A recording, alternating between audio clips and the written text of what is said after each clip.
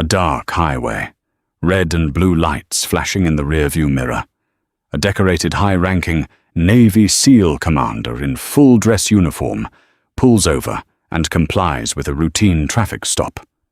Minutes later, he is writhing on the cold asphalt, 50,000 volts, coursing through his body, fired by an overzealous local cop. But what that small-town officer didn't realize was that he had just declared war on the United States military. The chain of command was about to snap. Highway 17 was a desolate stretch of asphalt, cutting through the damp, pine-heavy landscape of coastal Virginia. The clock on the dashboard of the charcoal grey SUV read 11:42 p.m. Behind the wheel sat Commander Arthur Pendleton, a man whose life was defined by discipline, precision, and an unshakable devotion to his country. Arthur was tired, the kind of deep, marrow-soaking exhaustion that only came after 3 consecutive days of high-level strategic briefings at the Naval Amphibious Base. He was still in his full-dress uniform choker, white, crisp, and immaculate, adorned with the Navy Cross, a silver star, and the golden trident that marked him as a member of the most elite Special Operations Force on the planet. He was a black man in his late 30s, possessing the kind of quiet, imposing physicality that didn't require him to raise his voice to command a room. He just wanted to go home, kiss his sleeping wife, and rest. Then the piercing glare of red and blue LED lights shattered the quiet darkness of his rearview mirror. Arthur's pulse didn't spike. His breathing didn't change. Men who are fast roped into hostile territories under the cover of night do not panic over traffic stops. He calmly activated his turn signal, smoothly guiding his SUV onto the wide gravel shoulder. He placed his vehicle in park, turned off the engine, turned on the interior dome light, and placed both of his large, steady hands squarely at the 10 and 2 positions on the steering wheel. Standard procedure. He had absolutely nothing to hide. Behind him, a local police cruiser idled aggressively close to his bumper. Inside were 2 officers from the county precinct. The driver, Officer Gregory Tanner, was a man whose career was defined by a fragile ego and a history of civilian complaints that had been conveniently swept under the rug by a sympathetic union. Tanner had a chip on his shoulder, the size of a cinder block. In the passenger seat was Officer Liam Fitzpatrick, a rookie, barely 6 months out of the academy, still idealistic, still nervous. "Look at this guy," Tanner sneered, unbuckling his seatbelt. "Tinted windows out here at midnight, probably trafficking. Tints look legal to me, Greg," Fitzpatrick offered weakly, checking the computer. "Plates are clean, registered to an Arthur Pendleton, no warrants. Yeah, well, he crossed the yellow line a mile back." "Let's see what this is about," Tanner replied, drawing his heavy flashlight and stepping out into the humid night air. Tanner approached the SUV with an exaggerated swagger, his hand resting casually but purposefully on the butt of his service weapon.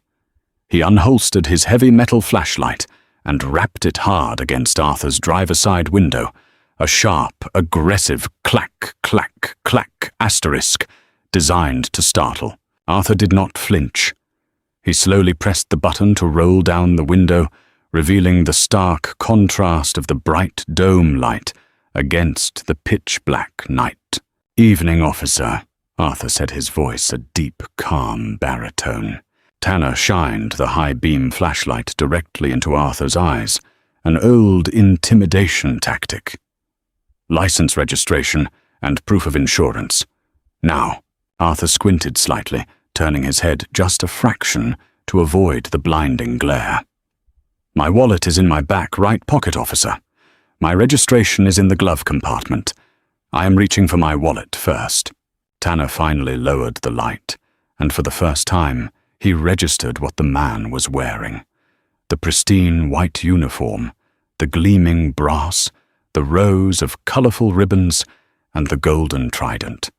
Tanner was not a military man, but he recognized authority, and more importantly, he recognized when someone outranked him in the social hierarchy. Instead of respect, however, a hot flash of irrational resentment washed over Tanner.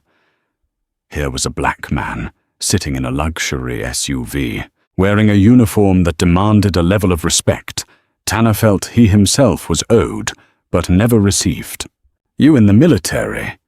Tanner asked, his tone dripping with a bizarre, unearned condescension. "Yes, officer. I am a commander in the United States Navy." Arthur replied evenly, keeping his hands visible, as he slowly reached behind him to extract his leather wallet. He handed his driver's license and military ID through the window. Tanner snatched the cards. He looked at the military ID, then back at Arthur. "Commander, huh? Where you coming from?" "Commander, Naval Amphibious Base. I'm heading home." "You swerved back there." Tanner lied effortlessly. "Have you been drinking?" "I have not had a drop of alcohol, officer. I've been in command briefings all day." "Step out of the vehicle," Tanner ordered, suddenly taking a step back and unlatching the thumb brake on his holster. Officer Fitzpatrick, who had just walked up to the passenger side of the vehicle, froze. He looked across the roof of the SUV at his partner. Step out for what Fitzpatrick thought. There was zero probable cause, zero signs of intoxication, and zero threat. Arthur's jaw tightened imperceptibly. He knew the law. He knew this was an unlawful order, stemming from an ego trip. But he also knew the grim statistics of the world he lived in. A uniform and a rank were not magical shields against a bullet on a dark, lonely road. "Officer, I am complying with your request, but I want to state for the record that I have done nothing to warrant this," Arthur said, his voice remaining terrifyingly steady. "I said, step out of the damn car." Tanner barked, his voice cracking slightly with adrenaline. Arthur slowly reached for the door handle. The heavy door of the SUV swung open, and Arthur Pendleton stepped out onto the gravel. Even without his cover on, he stood at a towering 6'3". In the crisp white dress uniform with his broad shoulders and perfect posture, he looked like a statue forged from bronze and discipline. Tanner, who was 5'9", and sporting a thickening waistline beneath his tactical vest, instantly felt physically eclipsed. The psychological effect was immediate. Tanner's heart hammered against his ribs. He felt he was losing control of the situation, even though Arthur had done absolutely nothing but comply. "Turn around and face the vehicle. Put your hands on the roof," Tanner shouted, stepping back and drawing his yellow X-26 taser, pointing the laser sight squarely at the center of Arthur's back, right over the Navy cross.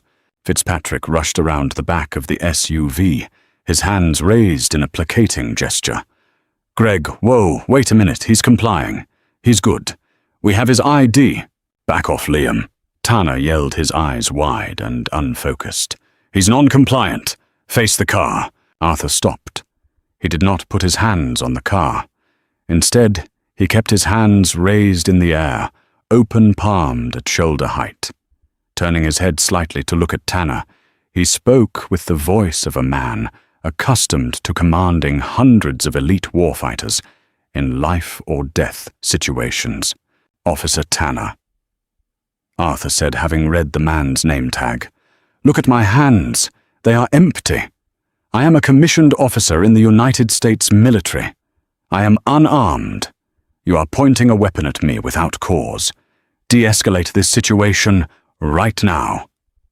It was the tone of command that broke Tanner's fragile psyche. Tanner was used to fear.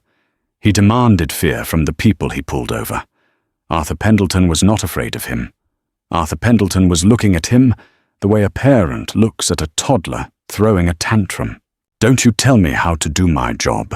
You piece of—" Tanner caught himself, but the venom was already in the air. "I said hands on the car. Spread your legs." I am going to slowly place my hands on the roof of the car. Arthur narrated his own movements, prioritizing his own survival over his pride. He slowly pivoted his body back toward the SUV. As he did, the bottom edge of his dress jacket caught slightly on the fabric of his trousers. Instinctively and slowly, Arthur's right hand moved down a few inches to smooth the jacket, a habit drilled into every sailor to maintain the immaculate appearance of the dress whites. "He's reaching!" Tanner screamed, though he knew Arthur had no weapon. It was the magic phrase, the get-out-of-jail-free card taught to bad cops. Pop. The sound was shockingly loud in the quiet night. Two metallic prongs shot out from the taser barrel on a thin copper wire. They slammed into Arthur's back, the barbed hooks embedding themselves deep into the thick white fabric of his uniform and piercing the skin of his shoulder blade and lower back. The taser delivered 50,000 volts of electricity directly into Commander Pendleton's central nervous system. Arthur's body locked up instantly. The human body is essentially an electrical machine, and Tanner had just short-circuited it. Arthur's muscles seized with enough force to snap bone. A guttural, involuntary groan escaped his lips as he went totally rigid, tipping backward like a felled tree. He crashed heavily onto the hard, sharp gravel of the shoulder, his head bouncing sickeningly against the asphalt edge of the road. The immaculate white uniform was instantly stained with mud blood from his shoulder and the dirt of the highway. "Greg, what the hell are you doing?" Fitzpatrick screamed, rushing forward in horror. He wasn't reaching for anything. He was fixing his coat. "Cuff him! Cuff him now!" Tanner roared, stepping forward and keeping the taser triggered, delivering a second excruciating 5-second cycle of electricity into the downed commander. Arthur convulsed on the ground, his teeth grinding together so hard one of his molars cracked. Fitzpatrick practically tackled Tanner to push the taser away. "Stop it! Stop!" Fitzpatrick yelled, dropping to his knees beside Arthur. Arthur was gasping for air, his vision swimming every nerve ending in his body, screaming in agonizing pain. Yet through the haze of the neuromuscular incapacitation, his training kicked in. He didn't fight back. He knew that any resistance would be met with lead bullets instead of copper prongs. Fitzpatrick grabbed Arthur's wrists, his hands trembling violently. Sir, I'm sorry I have to cuff you. Please don't move." Arthur offered no resistance as the cold steel ratcheted tightly around his wrists, biting into his skin. Tanner stood over them, chest heaving, a sick look of triumph mixed with dawning terror on his face. He had won the physical confrontation, but as he looked down at the gold, trident gleaming in the gravel, reality began to sink in. "Get him in the back of the cruiser," Tanner spat, trying to maintain his tough guy facade. "Resisting arrest, assault on a police officer." Fitzpatrick looked up at his partner, utterly disgusted. "Assault, are you out of your mind? The bodycam caught everything, Greg. You just tased a Navy SEAL." "I gave him an order," Tanner yelled back, though his voice was noticeably shakier. They hauled Arthur to his feet. His legs were numb. His uniform ruined his head, bleeding from the fall. They shoved him into the hard plastic back seat of the cruiser. As the doors slammed shut, Arthur Pendleton sat in the darkness, the lingering pain of the electricity burning in his muscles. He closed his eyes, took a deep, tactical breath to steady his heart rate, and opened them again. They were cold, calculating, and dangerously calm. Officer Tanner had no idea what he had just unleashed. The county precinct was a drab cinder-block building that smelled of stale coffee, industrial floor wax, and misery. It was a slow Tuesday night right up until Tanner and Fitzpatrick walked Commander Arthur Pendleton through the back double doors. The booking area went dead silent. Desk sergeants, deputies, and civilian clerks stopped what they were doing and stared. Arthur's white dress uniform was covered in dirt, gravel, dust, and blood. His hands were cuffed behind his back, yet he walked with a spine of steel, his chin held high, looking straight ahead.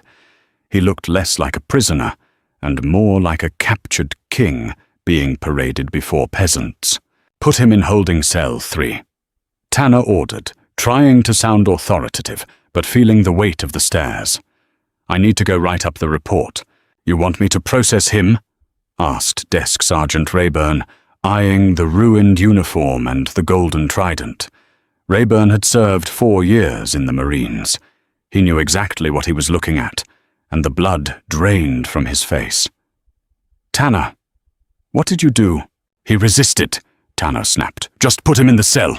They placed Arthur in a small concrete holding cell and removed the cuffs. Arthur didn't massage his wrists. He didn't complain. He turned to face the bars, looking directly at Tanner. "I am entitled to 1 phone call," Arthur said, his voice echoing in the quiet booking room. "By law and by the Uniform Code of Military Justice, as I am an active duty officer, being detained on highly questionable grounds." Tanner scoffed. "You'll get your call when I'm done with my paperwork, buddy." Tanner walked away, disappearing into the break room. Fitzpatrick, however, lingered. He walked up to the bars of the cell, looking miserable. "Sir," Fitzpatrick whispered, looking over his shoulder. I don't know what to say. I'm going to document everything exactly as it happened. The bodycam was rolling. He was out of line." Arthur looked at the young officer. He saw the fear and the guilt. "Officer Fitzpatrick, I appreciate that. But right now you need to let me make a phone call, because if I am not at my command post by 0600, or if I miss my check-in in exactly 45 minutes, the Navy will start looking for me, and you do not want them finding me like this." Fitzpatrick swallowed hard.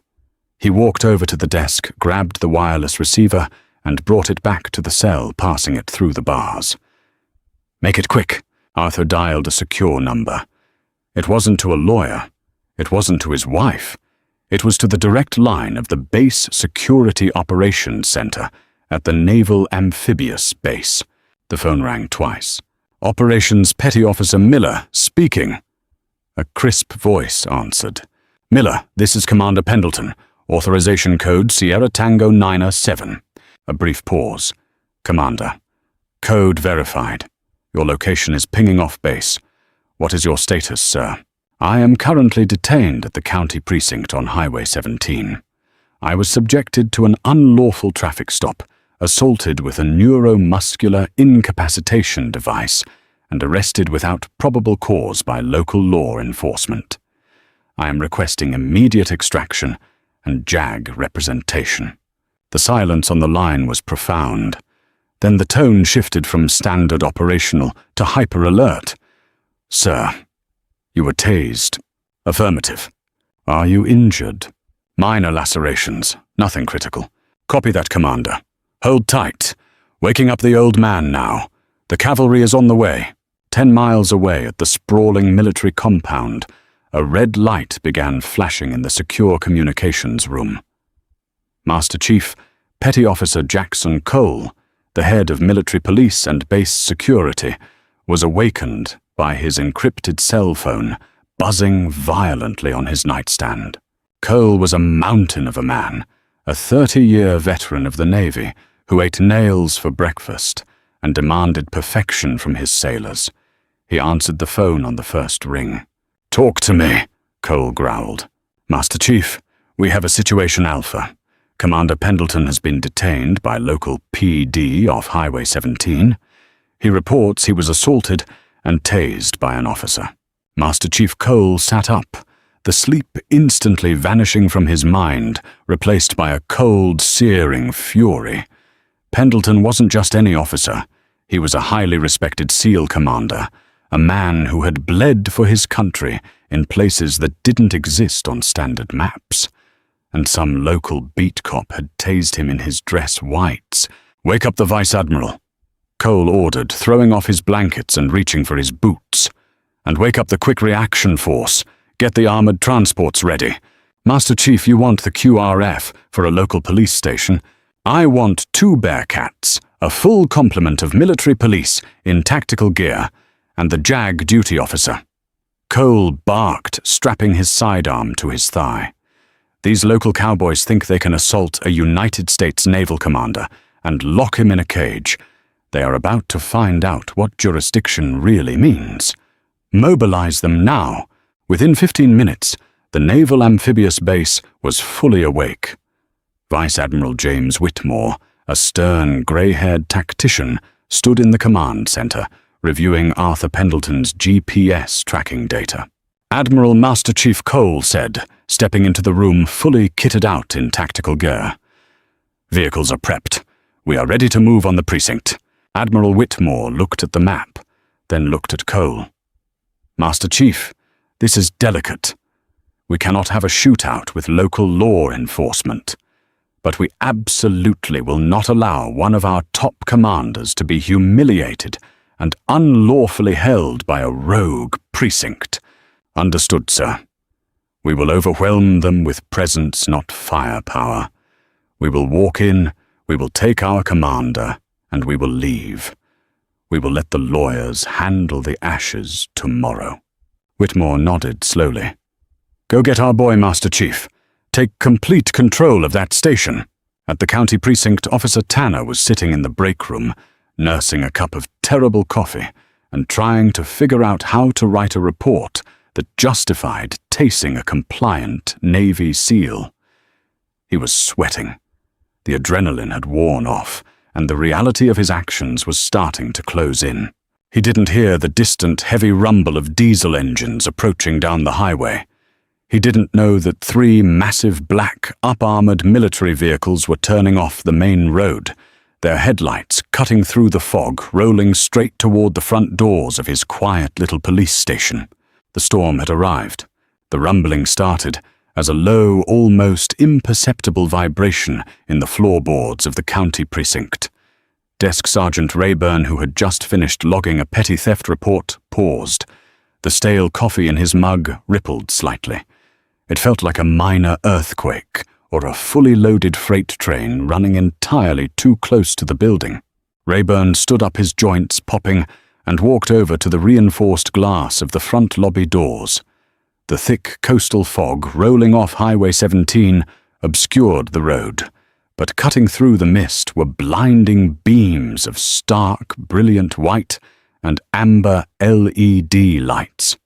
Not the frantic red and blue of local law enforcement, but the disciplined, piercing glow of military tactical vehicles. 3 massive Lenco Bearcat armored personnel carriers rolled into the small asphalt parking lot of the precinct.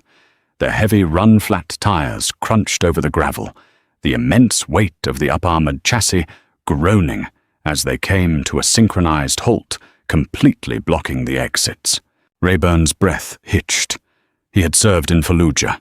He knew exactly what an overwhelming show of force looked like. Before the engines even idled down, the heavy steel doors of the transports swung open.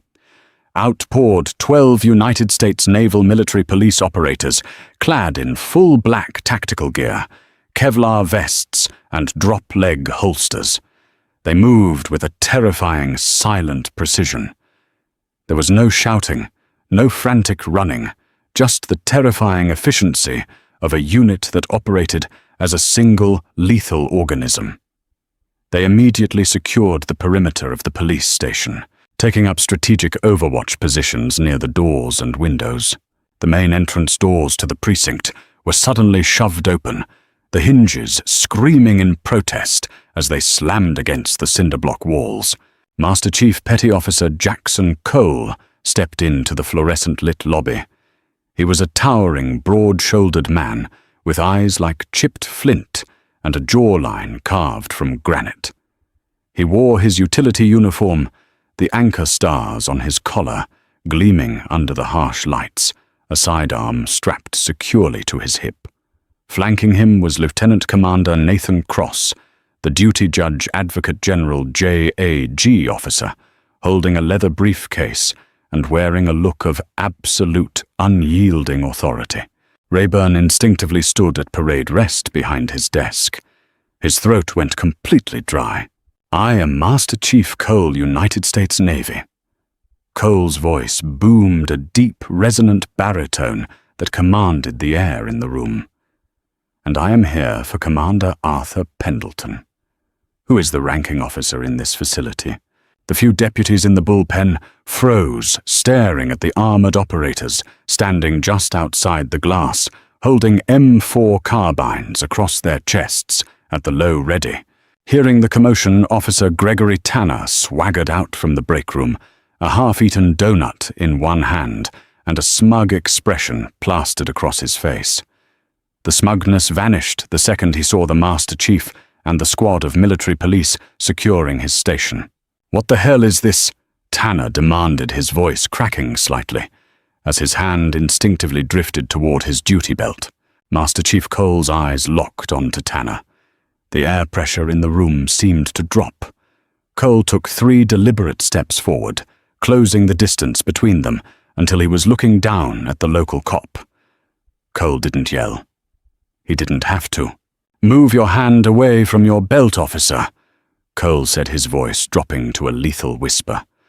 "If you unholster that weapon in the presence of my detail, you will not live to regret it. Now, are you the individual who detained Commander Pendleton?" Tanner swallowed hard, his heart hammering against his ribs like a trapped bird. "This is local jurisdiction. You can't just storm a police station. I arrested him for resisting and assault on a police officer. He's in my custody. He is a Tier 1 asset of the United States Armed Forces," Lieutenant Commander Cross interjected, smoothly stepping forward and opening his briefcase on Rayburn's booking desk.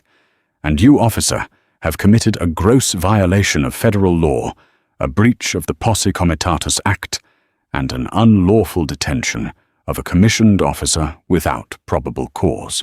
He was swerving. Tanner lied, his voice escalating into a panic.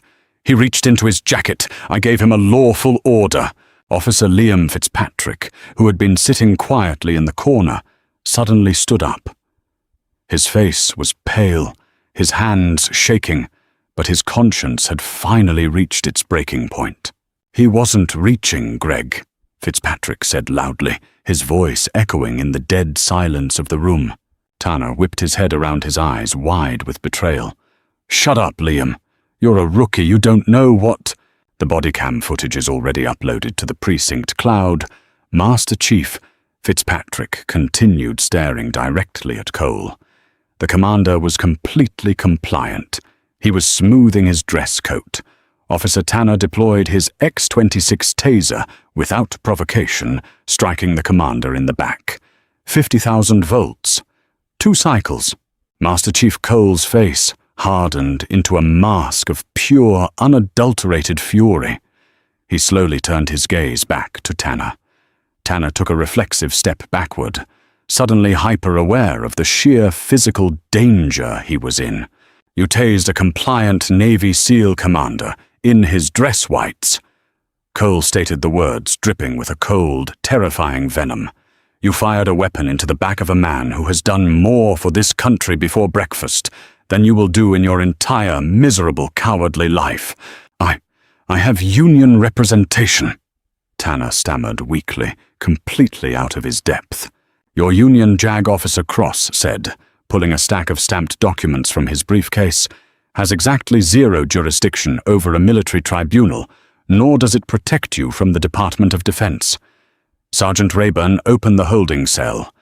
Now, Rayburn didn't hesitate. He grabbed the heavy ring of brass keys and practically sprinted down the short hallway to holding cell 3. Cole, Cross, and Fitzpatrick followed closely behind. Tanner remained rooted in the lobby, trembling, surrounded by the unblinking stares of the military police at the door. When Rayburn unlocked the heavy iron gate, it swung open with a metallic squeal. Commander Arthur Pendleton sat perfectly still on the metal bench. His crisp, choker-white uniform was a horrific sight, smeared with mud from the highway shoulder, torn at the shoulder blade, where the taser prongs had violently ripped through the fabric and stained with dried blood from where his head had struck the asphalt. Yet his posture remained immaculate. He looked up, his expression stoic, betraying no pain despite the lingering, agonizing burn of the neuromuscular incapacitation in his muscles. Master Chief Cole immediately snapped to attention and threw a razor-sharp salute. "Commander, apologies for the delay, sir." Arthur stood up slowly. His right leg trembled slightly, a residual effect of the electrical shock, but he locked his knee and returned the salute. "Master Chief, good to see you," Arthur said quietly, his voice raspy. He looked past Cole to the young JAG officer. "Lieutenant Commander Cross, I assume you have the release paperwork?" "Signed by a federal judge 10 minutes ago, sir." Cross nodded. "You are coming with us." Arthur stepped out of the cell. He paused, looking at Officer Fitzpatrick, who was staring at the floor in shame. "Officer Fitzpatrick," Arthur said softly. The young cop looked up, expecting anger. Instead, he saw a quiet respect. Integrity is doing the right thing when it is terrifying to do so. Remember that. Fitzpatrick nodded, tears welling in his eyes. "Yes, sir. I am so deeply sorry, Commander." Arthur walked down the hallway and back into the lobby. As he entered, the military police operators outside the glass immediately snapped to attention. Inside the room, Tanner was backed against the wall, hyperventilating. Arthur stopped in the center of the room. He didn't look angry. He looked disappointed. He looked at Tanner the way one looks at a rabid dog, something dangerous, unpredictable, and ultimately pathetic. "I told you, Officer Tanner," Arthur said, his voice echoing in the dead quiet. "I was unarmed. I was compliant. You let your fear and your ego override your training. You're not above the law." Tanner spat, trying to salvage a shred of his shattered pride, though he was shaking like a leaf. Lieutenant Commander Cross stepped forward, adjusting his wire-rimmed glasses. "No, Officer Tanner, he is not. But you are about to find out exactly how far below the federal government you are." The lobby doors swung open again, and in rushed Chief of Police Harry Wallace. Wallace was an older man out of breath, his tie askew, having driven 80 miles an hour from his suburban home after receiving a frantic phone call from his dispatch center about an armored military siege at his precinct. Wallace stopped dead in his tracks, taking in the scene the heavily armed MPS blocking the doors, the Master Chief looming like a thundercloud, his best desk sergeant standing at rigid attention, and a highly decorated battered Navy SEAL commander standing in the center of the room. Finally, his eyes landed on Gregory Tanner, who looked like he was about to vomit. "What in God's name is going on in my station?" Chief Wallace demanded, his voice cracking. "Chief Wallace," JAG Officer Cross said, stepping forward. "Your officer Gregory Tanner conducted an illegal traffic stop, assaulted a commissioned military officer without cause, and unlawfully detained him. We can handle this internally," Wallace said, quickly holding up his hands. He knew Tanner was a liability. The town council had been trying to fire him for years, but the police union always blocked it. "We'll open an internal affairs investigation immediately. There's no need for the Navy to invade my precinct. An internal affairs investigation." Cross repeated, a cold smile touching the corners of his lips. "Chief Wallace, you misunderstand the gravity of this situation. This is no longer a civil rights violation or a simple police brutality case." Cross turned to Commander Pendleton. "Commander, do you still have the package on your person?" Arthur reached his hand inside the torn breast pocket of his ruined white dress jacket. He pulled out a small, heavy matte black titanium drive. It was no larger than a matchbox, but the biometric scanner on its surface glowed with a faint, pulsing red light. Chief Wallace frowned. "What is that?" This Chief Wallace Cross explained, his voice dropping into a deadly serious register. is a Level 7 encrypted Department of Defense storage drive.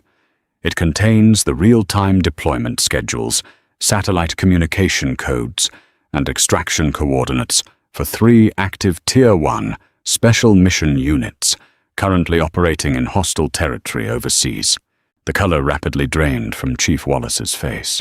He knew enough about federal law to know that the words Level 7 and Special Mission Units were not to be trifled with. Commander Pendleton ought. Cross continued pacing the floor like a shark. Is the designated secure courier for this intel. He was transporting it from a secure briefing at the amphibious base to a secondary secure facility. By law, this drive must remain on his person, and his person must remain uncompromised. Cross spun around and pointed a sharp finger directly at Tanner's chest. When Officer Tanner unlawfully ordered Commander Pendleton out of his vehicle, deployed a weapon against him, forced him onto a public highway, and locked him in a civilian cell, he didn't just assault a man. He compromised the physical security of classified national defense intelligence. Tanner's knees actually buckled. He grabbed the edge of the break room doorway to keep from collapsing. I didn't know. Ignorance of the law is not a defense officer, Cole growled, stepping closer to Tanner. Ignorance of who you are dealing with is a fatal error. Under the Espionage Act of 1917 and the Patriot Act interfering with a federal officer in the transport of highly classified defense materials is a federal felony. Cross stated, reciting the law with surgical precision. Furthermore, by rendering Commander Pendleton physically incapacitated via electroshock on an unsecured public roadway, you exposed United States state secrets to potential interception. You're bluffing, Tanner whispered, tears of absolute panic finally spilling over his eyelids. This is a traffic stop. The Federal Bureau of Investigation and the Naval Criminal Investigative Service were notified the moment Commander Pendleton missed his secure check-in, Cross said, checking his watch. In fact, Chief Wallace, if you look out your window, you will see them arriving right now. Through the heavy fog outside, 2 black, unmarked Suburbans pulled aggressively into the lot, parking directly behind the military Bearcats. 4 men and 2 women in dark suits and windbreakers bearing the letters FBI and NCIS stepped out, moving briskly toward the precinct doors. Chief Wallace realized in a split second that his precinct, his career, and his town were about to be swallowed whole by the federal government if he didn't act immediately. The Union couldn't protect Tanner from the Espionage Act. Nobody could. Wallace turned to Tanner, his eyes blazing with a mix of terror and supreme anger. Greg, Chief Wallace said, his voice trembling with rage. "Give me your badge. Give me your gun. Chief, please, the Union. The Union can't save you from federal prison." Wallace roared, spittle flying from his lips. "You compromised national security because you wanted to play tough guy on a traffic stop, badge and gun now." With shaking hands, Tanner unclipped his duty belt. It hit the linoleum floor with a heavy, pathetic thud. He unpinned the silver shield from his chest and handed it to his chief. In the span of 45 minutes, Gregory Tanner had gone from an arrogant bully with a badge to an unemployed civilian facing decades in a federal penitentiary. The FBI and NCIS agents pushed through the front doors, immediately flashing their credentials at Chief Wallace. Special Agent Harmon, NCIS, the lead agent said, taking in the room. He looked at Commander Pendleton's ruined uniform. "Commander, are you secure?" "I am Agent Harmon," Arthur replied calmly. "Take him," Harmon said, gesturing toward Tanner. 2 FBI agents grabbed Tanner by the arms, spinning him around and slamming him against the cinder-block wall. They roughly kicked his legs apart the exact same way Tanner had demanded of Arthur just an hour earlier. The sharp, metallic click of federal handcuffs echoed in the quiet room as they ratcheted them tightly around Tanner's wrists. "Gregory Tanner," You are under arrest for the assault of a federal officer, unlawful detention, and gross negligence in the handling of classified national defense materials. The agent recited, pulling Tanner away from the wall. As they walked Tanner toward the exit, they passed directly in front of Commander Pendleton. Tanner was weeping now openly, sobbing, his bravado entirely broken, reduced to a hollow, terrified shell. Arthur looked at him one last time. He didn't gloat. He didn't smile. "You demanded respect tonight, Tanner," Arthur said, his voice low and incredibly steady. "But respect is earned through discipline and honor. You have neither. You are a disgrace to the concept of service." Tanner couldn't even meet his eyes. The FBI agents hauled him out the door into the cold, damp coastal night, shoving him into the back of the unmarked Suburban. Master Chief Cole turned to Arthur. "Sir, the medical team is waiting in the transport to check your injuries." Arthur nodded carefully, placing the titanium drive back into his inner pocket. He looked around the silent precinct, giving a final nod of acknowledgement to Officer Fitzpatrick, who was still standing by the desks, shell-shocked. "Let's go home, Master Chief," Arthur said, flanked by his JAG officer, and the towering Master Chief Commander, Arthur Pendleton, walked out of the precinct. The heavy steel doors of the Bearcat hissed open to receive him. As the armored convoy backed out of the lot, their brilliant white lights cutting through the fog they left behind, a shattered precinct. A disgraced cop and a stark reminder that true power does not need to shout. True power simply acts. By 800 the following morning, the quiet coastal town was effectively under federal occupation. The story had not yet leaked to the national press, but within the insular, hyper-connected world of law enforcement and the Department of Defense, the shockwave was absolute. Highway 17 had been cordoned off by federal agents to meticulously photograph and document the exact spot where Commander Arthur Pendleton's blood and the copper taser prongs still lay on the gravel. At the county precinct, the doors were locked to the public. The Federal Bureau of Investigation, alongside the Department of Justice's Civil Rights Division, had seized every computer, every server, and every physical file in the building. Chief Harry Wallace was forced to sit in his own conference room while federal auditors ripped his department's history to shreds, uncovering a decade of suppressed complaints, excessive force violations, and systemic corruption.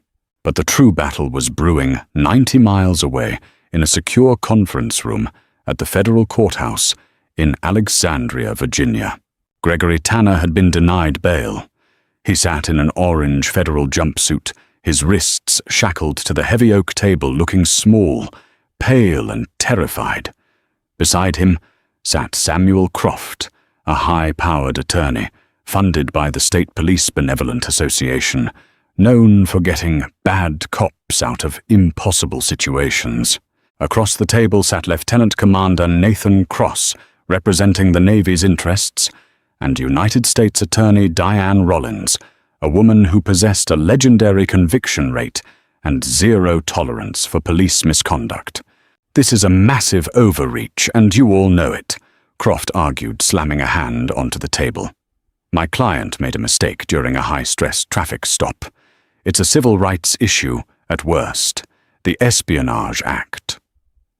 That is a theatrical absurdity designed to intimidate a local officer. U.S. Attorney Rollins didn't even blink. She slowly opened a manila folder, extracting a single sheet of paper bearing the heavy embossed seal of the United States Secretary of Defense. "Mr. Croft," Rollins began, her voice a chilling monotone. "Are you familiar with the legal definition of constructive compromise regarding national defense information?" Croft shifted in his seat.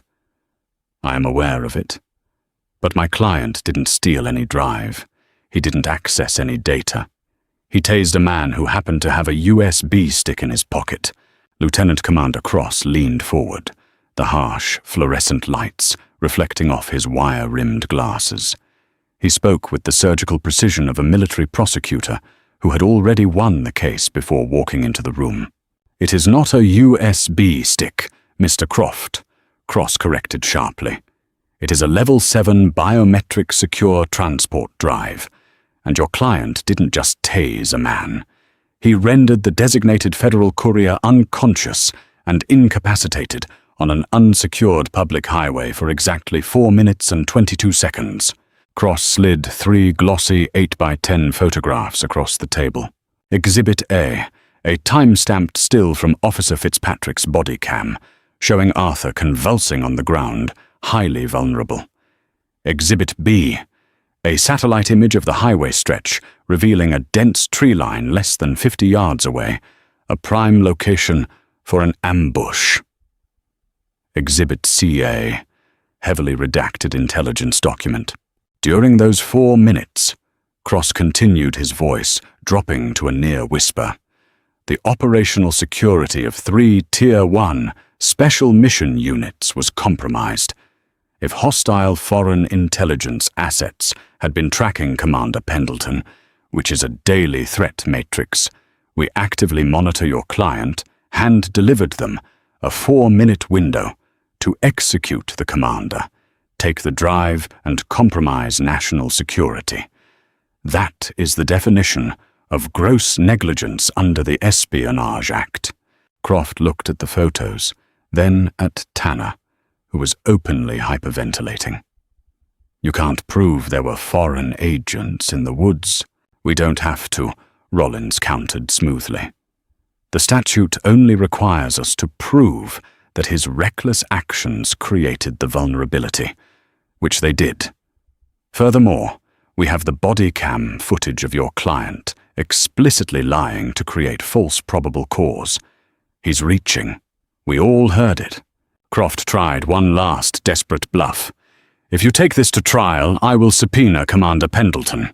I will put his entire service record on trial. The media will turn this into a circus, and the Navy hates bad PR."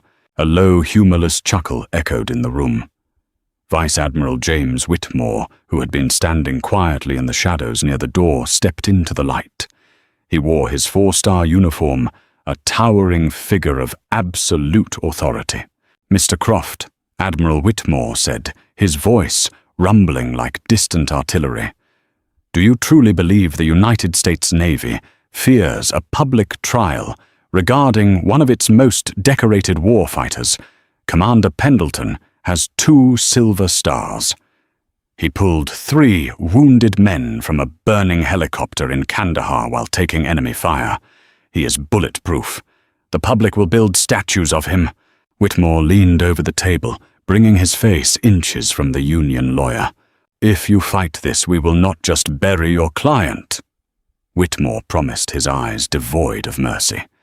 "We will drag your entire police department, your union, and your state leadership into the sunlight. We will make Gregory Tanner the poster child for federal prosecution of corrupt police. We are offering him a plea deal today. He takes 20 years in a federal penitentiary, or we go to trial and U.S. Attorney Rollins seeks the maximum under the Espionage Act. Life without the possibility of parole." Tanner let out a choked, ragged sob, dropping his head onto the oak table, his chains rattling. The bravado was entirely gone. He was finally face to face with a power structure he could not bully, intimidate, or manipulate. Croft looked at his client, then at the U.S. Attorney, and finally at the Vice Admiral. The union lawyer slowly closed his briefcase. "Give us the plea agreement," Croft whispered. 6 months later, the heavy oak doors of the Federal District Court opened and the press cameras flashed like a lightning storm.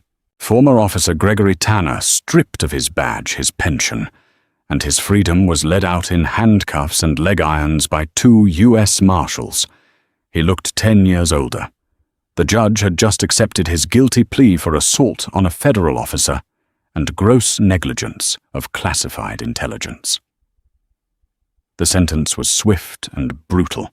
22 years at the United States Penitentiary in Leavenworth, a maximum security facility. There would be no early release. There would be no union appeals. The system he had abused for years had finally devoured him. Inside the courtroom, the atmosphere was solemn. Arthur Pendleton, fully recovered and dressed once again in his pristine choker-white uniform, sat in the front row. The Navy Cross on his chest gleamed under the courtroom lights. He hadn't gloated during the sentencing. He hadn't shown anger. He had simply watched justice run its course with the quiet stoicism of a man who understood the weight of consequence. As Arthur walked out of the courtroom, flanked by Master Chief Cole and Lieutenant Commander Cross, he was approached by a young man in a neat, well-tailored suit. It was Liam Fitzpatrick. Fitzpatrick had resigned from the local police force the morning after the incident. His decision to speak the truth against his partner had made him a pariah among the corrupt elements of his department, but it had saved his soul and his freedom. "Commander Pendleton," Fitzpatrick said, stepping forward nervously, his hands clasped in front of him. Arthur stopped, offering a firm, respectful nod. "Mr. Fitzpatrick, it is good to see you. I wanted to thank you." Sir Fitzpatrick said, his voice trembling slightly with emotion. "And I wanted to apologize again for my part in what happened that night. I should have intervened sooner. I should have stopped him before he pulled the trigger." Arthur studied the young man. He saw the guilt, but more importantly, he saw the integrity that had compelled Fitzpatrick to tell the truth to the Master Chief when it would have been easier to lie and cover for his partner.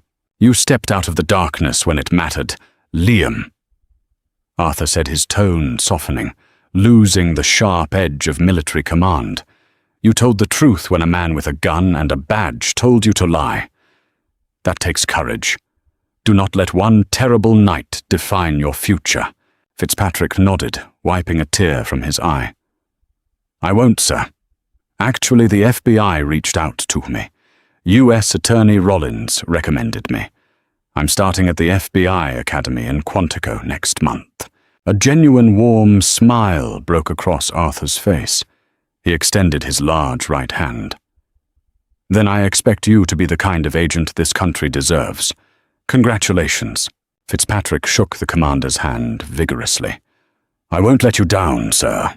Arthur turned and walked down the marble steps of the courthouse toward the waiting black military SUV. The coastal breeze caught the edges of his white coat, the golden trident on his chest, catching the late afternoon sun. Master Chief Cole opened the door for him. "Good day for the good guys, sir." "It's a day for accountability, Master Chief," Arthur replied, sliding into the back seat. "Let's get back to base. We have a deployment briefing at 1800, and I do not intend to be late." As the SUV pulled away from the curb, leaving the circus of media and the shattered remnants of Gregory Tanner's life behind, Arthur looked out the tinted window. He thought about the flashing lights in his rearview mirror 6 months ago. He thought about the pain, the dirt, and the indignity of the gravel shoulder. But he also thought about the unshakable foundation of the oath he had taken. An oath to protect the Constitution from all enemies, foreign and domestic. Sometimes those enemies wore foreign uniforms, and sometimes they wore local badges and hid behind a shield of unearned authority. Arthur Pendleton had proven that a uniform does not demand respect. It represents a commitment to earn it every single day. He had faced down the worst of domestic cowardice with the best of military discipline, and he had won without firing a single shot. The SUV merged onto Highway 17, the exact same stretch of road where the nightmare had begun. But this time, there were no flashing red and blue lights. There was only the open road ahead, clear and unobstructed, leading back to the sea, back to his team, and back to the silent, unyielding watch he kept over the nation. The chain of command had not snapped. It had proven unbreakable. Power without discipline is just tyranny, And this story proves what happens when an unchecked ego collides with the unstoppable force of the US military. Commander Pendleton's incredible restraint in the face of absolute abuse is a masterclass in true leadership, while Officer Tanner's swift downfall is a stark reminder that nobody is above the law. If this intense, real-life drama got your blood pumping, hit that like button right now. Share this video with someone who respects military discipline. And don't forget to subscribe to the channel and ring the bell for more mind-blowing stories of justice served.